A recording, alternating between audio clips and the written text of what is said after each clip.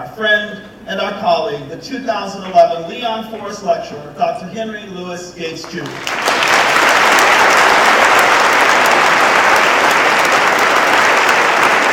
I wanted to know my roots. I wanted to know where I came from. I looked like my mother's color.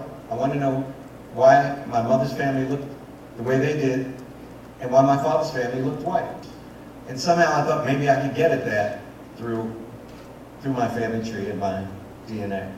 And you could say since 1977, I've had a serious case of roots envy. I wanted to be like Ali Salem.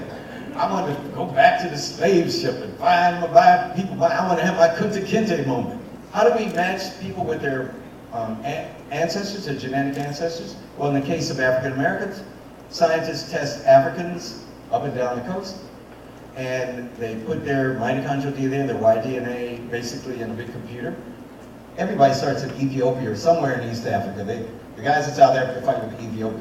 And then people move this way, they move that way, they end up coming back down through South America, the whole thing. The history of the human community, the history of civilization is nothing but interbreeding. My mother knew her great-grandmother, who was a slave, who died in 1926.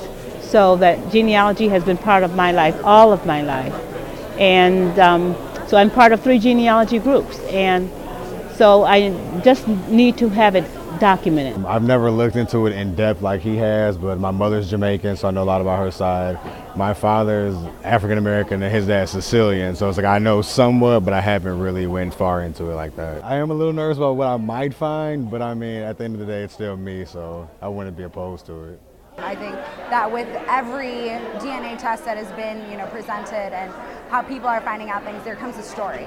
And there's some moments of pride and there's some moments of shame. And I think that just comes with trying to figure out where you come from. And that happens with everyone, regardless of if you've descended from slaves or not.